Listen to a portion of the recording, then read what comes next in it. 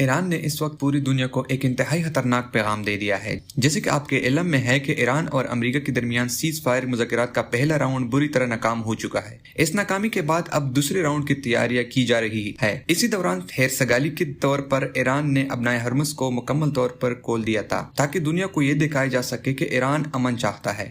لیکن یہاں ایک بہت بڑی رکاوٹ سامنے آ گئی۔ امریکی نیوی نے تاحال اپنے جنگی جہازوں کو ابنائے ہرمز سے پیچھے نہیں ہٹایا۔ امریکہ کے اس ہٹ درمی کے جواب میں ایران نے نہ صرف اس اہم ترین سمندری راستے کو دوبارہ بند کر دیا بلکہ ایک ایسا قدم اٹھایا جس نے پوری دنیا کو ہلا کے رکھ دیا۔ ایران نے وہاں موجود 2 بھارتی بحری جہاز پر براہ راست فائرنگ کر دی۔ اسی کارروائی کے ذریعے ایران نے دنیا کو یہ باور کرایا کہ اس اسٹریٹ کا کنٹرول اب مکمل طور پر ایران کے ہاتھ میں ہے۔ اب صورتحال یہ ہے کہ اگر امریکہ پیچھے نہیں ہٹا تو یہ سمندری راستہ کسی بھی وقت ایک بڑی میدان جنگ میں بدل سکتا ہے۔ سوال یہ ہے کہ کیا بھارت اب اس معاملے میں کودے گا؟